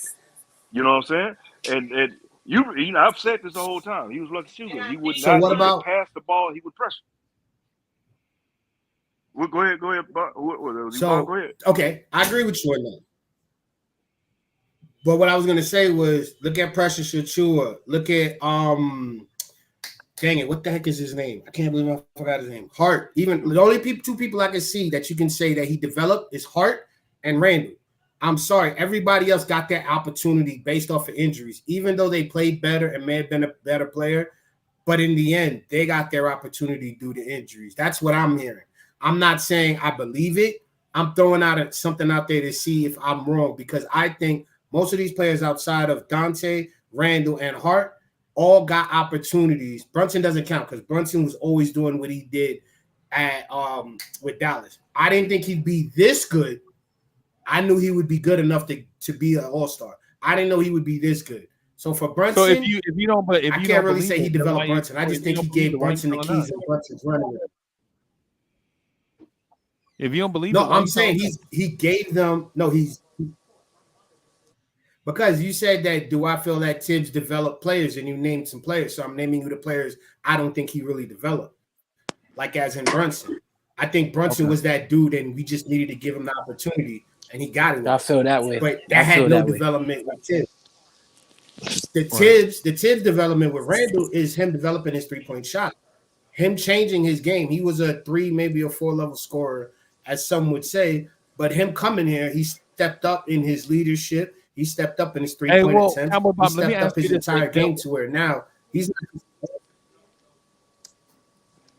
So why is that not the case for Emmanuel Quickly and I can't RJ hear you. Barrett? You say Why he is that- did develop RJ. He did work They with didn't RJ. hang You out. gotta look at what RJ Yeah, was he from gave RJ and Barrett. IQ. Yeah, he gave RJ Barrett the biggest opportunity out of over everybody, even Randall yeah. and Brunson. Yeah. Whoa, He did. whoa. You're right. Nah, But I don't believe that. RJ didn't. Saying it's no, I'm not saying it's Tibbs' fault or Randall's fault. Sometimes when you're with a team, y'all just don't click. Some players have to go to another team to go, oh, No, and that's that's what he was true. talking That's about. true. I'm not saying Randall can. I'm not Where's your saying phone RJ ringing, didn't please? get an opportunity. I'm saying as far as this system, yeah, that was my phone, sorry. But as far as this system, the only people who I've seen make a big step, Dante, Hart, Randall. But like I said, like you just said though, Grimes, he was beating out Grimes earlier. Good point. I give it to Dante. But when it comes to Randall added his 3-point. He added a passing to his game. He's more of a leader. When it comes to Brunson, I think Brunson had that from jump. It's just he never was given the keys till now. Dante, Well, with I think Randall- he has because he's relying on his defense. Well, with Randall, Yeah, Randall I think had Brunson that. was always the Randall star. had the.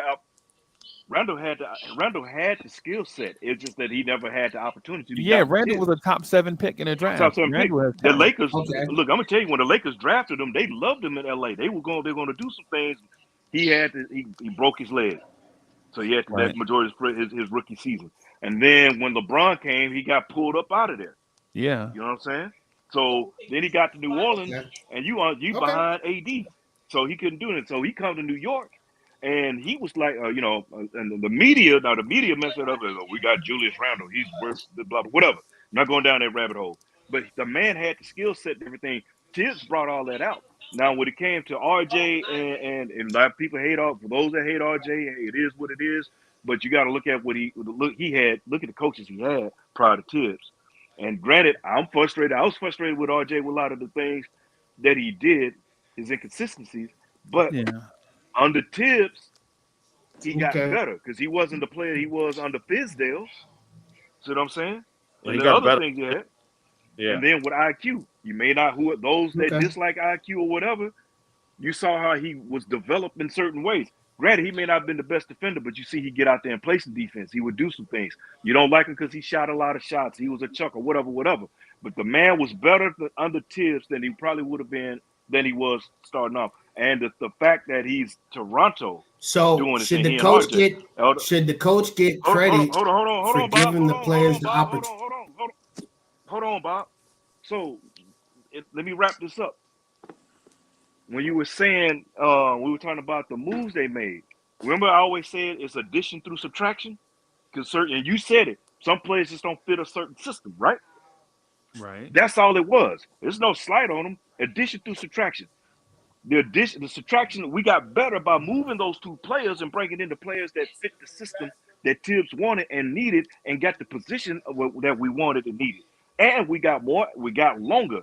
People were worried about the lack of scoring because RJ was averaging this, Vice, OG averaging that, but it worked out because of the defense and the position and where he plays, and then the way his skill sets sit into the system and the way Tibbs works. Same for Precious. That's all. Go ahead, Bob. I was just saying, I think that you guys made very good points, but for me, I'm seeing a gap that Tibbs is giving these guys an opportunity due to injury, and they're stepping up. Is that actually development on the players or the coach? Because that's what I've been seeing outside of Dante, outside of the three guys I've been mentioning. Everybody that has stepped up, Tibbs has given them the spotlight and opportunity because of injury. And they've done their job, so how are we going to say it's the coach? And I'm gonna say this here. I'm gonna give an shout out to Building Blocks. And you're right, because we didn't mention this, because you also Tibbs does it, but also some of these players have to step and make the moves themselves on improving themselves. We know Randall is a beast. He talks about how he learned under Kobe about going to, when you get into a state, get into a new city, you go work out. We already know that man is as for those of us they put on a uniform that know when I say this, a PT beast. He's a gym rat. Same for IQ. IQ was always in the gym. So you got to take, the players have to make the initiative to go do their thing and work hard. But Tibbs is fine tuning and finding little things to bring out. That's what a coach does. Granted, and this is coming from me. You know how I am about Tibbs, how I was on Tibbs. But I will have to give that man his props. Yeah. On some things that he's done. I want to add this one thing though to the conversation. I feel as if it's not fair when things go right, we give credit to the players, and when things go wrong, we blame the coach. Yeah, see, it's not always the coach all the time though. You got to look at the players as well. Coaches get it because that's the first person you see. You know what I'm saying? But you got players. Look, man, if you got a cat who can't hit you got cats out there that can't hit an elephant in the ass with an ironing board, and their defense is like Swiss cheese, and they leaking all over the floor. The coach can put them in the right place where they need to go. You know what I'm saying? The coach put them in a position where they need to be. What more can the coach do? Because sometimes, let's be honest, our players have lost games when Tibbs may have put them in the right place. It's just on the certain players, that goes down. I mean, it's been, but we were on such a hot streak with players that played better defense and everything that fit the system that people are overlooking that now if we ever lost something. You know what I'm saying? It's the injuries that right now we're dealing with the injury bug. But previously before, there's been times before you had guys like, man, you were sitting right there. All thing you had to do is move to the left or move to the right to make that play. Or why did you jump out there in the and land under the guy on when he's just chucking it up for a desperation shot? You know what I'm saying? There's certain things that players do, and the players don't always get the coaches will be the first one to get beat up. And I'm guilty of it. Like I said, I put myself on blast. I'm guilty of it. We all get. And nobody in the chat or on this panel that hadn't pointed a finger at the coach and overlooked the players. Because if you did, if you're saying you didn't, in the mortal words of LL Cool J, you're a liar. That's a lie. Yeah.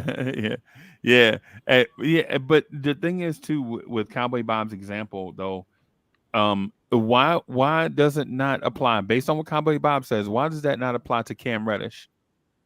He got opportunity. He didn't break out and become that guy. Mm-hmm. What about Evan Fournier? He didn't break out and become that guy. What And about Kemba Walker? He started at point guard for us. He didn't break out and become that guy. What I'd like to say is I think it's a little bit of both. Cowboy Bob, it might be right in some aspect. I think me bringing up the point though is not me bringing up the point to be right. It's just so that we can analyze it. Maybe Tom Thibodeau giving a young veteran, he can extract the ambrosia from a young player that has been through the bumps and bruises of the NBA. Maybe they're on their second, third team, right? Dante DiVincenzo is on his fourth team. Josh Hart is on his fourth team. Precious is on his third team. Hartenstein is on his fifth NBA team, right? OG is on his second team. Randall is on his third team. Brunson is on his second team. Maybe we need to give credit to Tom Thibodeau for being able to extract the diamond from the rough. That's what I was saying, Freeze. That's what I was saying. He can look at it. He's like, hey, you know what? I didn't realize this guy can do this. Because you know that everybody know what the cats are doing because it's film out there. You have film on all these players that's sitting on the court. Even the cats are sitting riding the pine. You know, Archie Diacono had film on him, even though he got in and couldn't hit an elephant in the ass with an iron board with heat-seeking missiles and laser scopes. It is what it is. Yeah. You know, so that being said, you know, coaches find the player they want. It was duly the Knicks were going after OG for a minute. It was always talk about OG. You know, and fans wanted OG. Was it Almighty Finesse was Wayne one? He was leading the charge. Go get OG. Yeah, we got him. Like I said, the only reason I didn't want him, I was worried about the injuries, but the asking price. That's neither here nor there. We got him. He answered a lot of things. Right. But when you have a coach that can look at and see what can be done, Josh Hart had been traded a lot, not because they didn't want him. Teams wanted it. They add him in for the salary, and there's a player that the other teams wanted as well, but they went for somebody bigger. Josh Hart just has NBA value. Exactly. Right. He's he that guy has NBA value. That's all. Yeah. Every team's gonna want a Josh Hart type player. And somebody's like, no, they don't. I say, yeah, they do. You want a guy that hustles, right? Get your rebounds and goes in to do that dirty work. And you gotta have guys. He's a culture guy. Yeah, a good locker room culture guy. That's what you want. Yeah. That's what you need. You can have all the talent in the world, but be a distraction. You can have all the Cam Reddishes in the world, bro. You need Josh Hart type dudes. Exactly. And like Cam, I was one of those wanting to see Cam support. I wanted to see Cam because you could see his natural gifted, God-given ability, what he can do. But he Tips didn't. ruin Cam. You know.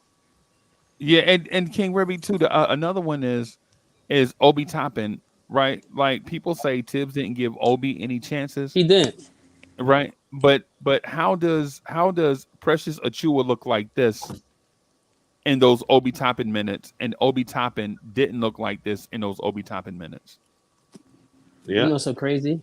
All right, so listen, because when Randall comes back, right? How much minutes do you guys think Precious is gonna be playing? Be honest. You're gonna get about 12. It don't matter. It don't matter because it don't matter because Precious is not a 3-time All-Star. Exactly. And the only thing on that, and I feel what you're saying. And neither was Obi. Positions. But the thing is, you got Randall. But see, the thing is, the whole thing with Obi should have never been drafted. That's the first thing. We should have not by the Knicks. Because you didn't need a power forward when you had a power forward, and if you were going to get Obi, you should have got rid of Randall, which I'm glad you didn't. But you needed a point guard. You know, hell, a small forward would have been better because you needed that too. The thing is you got a 3-time All-Star. He's going to get a bulk of the minutes. Yeah. And the fact that you got Obi's defense is not on the level, not even on the level of what Precious is either. Obi defense. No defense. See, you know, and that's the other thing. You got to look at your coach. Obi was not a tip type of player either. You know, And he's not an Indiana type player either. Soon as they traded for Obi and then traded for his upgrade in the same season. When you do that too, though, be honest. If you think your and no, but wait, the hold team, on. your team, hold on. When you think your team is a slight better, like a little bit title contenders, a little bit. When you make that trade, I would make that trade. I would make that trade too. No, you wouldn't. If you felt like Obi was a great starter, borderline all-star, you go in a different direction. You go get instead of, for instance, instead of trading for Pascal Siakam, instead of you trade for OG Anunoby, and then that way you will have Halliburton, OG Anunoby, and Obi Toppin. But Obi Toppin ain't that dude, bro. Obi not that dude. You think Indiana couldn't have paid what we paid for OG? Hell yeah. Of course. You think and also Indiana, with the Precious development. I'm sorry. No, I was gonna say you think Toronto wouldn't have took Ben Mathurin instead of Emmanuel Quickly? Of course they would have.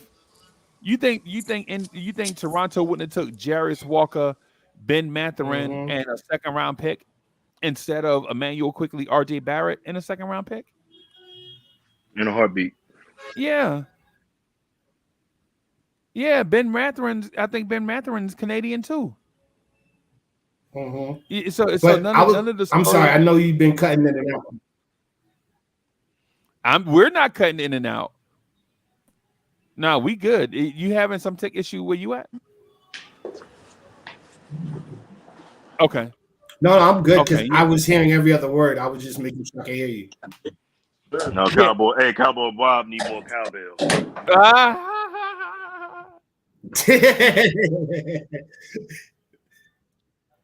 Nah, it just the whole Precious thing, the development is he's also playing 4 and 5. So that's all I wanted to bring up with Ribby was saying he developed at the 4 and the 5. So even when Randall comes back and he's there, you could have him at the 4 or you could have him with the small ball option. Mitchell Ihart is in trouble. Put Precious at the 5, run Randall out there with OG. That's the development. Ihart should start. Yeah. I mean, you can do that. Ihart, like, but just if you think about it, OG and Rand and Precious, got me like salivating like at the mouth with garlic butter on a steak because of the way he presented it to me. I'm like, I don't think that's possible. But what I'm starting to see now, I want to see that. But see, you remember I said earlier. Soulfinger cutting in and out. Soulfinger, you all right? He's using Wiz's phone. Yo. Or maybe it's the StreamYard. Maybe it's the StreamYard app. Everybody. So maybe it's the StreamYard app. I'm good. So, nah, I don't think so. I think it's the Matrix messing with us because we're talking about our Knicks and they're like, they're making valid points. Let's mess with them. Well, I tell you what we'll do then. We'll wrap right here since StreamYard is on the blink, right? And then later on, I'm just gonna do like a 30-minute joint maybe this afternoon for those that want to get in the furnace. For those that want to get into the furnace, you know what I'm saying? Of course, we'll extend an invitation. For those that like Kumbaya, if you want to sit it out, you know what I'm saying? That's cool. But if you got some points that you want to bring to the fore and fight for about 30 or 45 minutes, come on with it. You know what I'm saying? Topics? But it's an open panel, like topics. Yeah, because I want to continue the Tom Thibodeau conversation about the young people developing, but I've been seeing y'all glitch up too.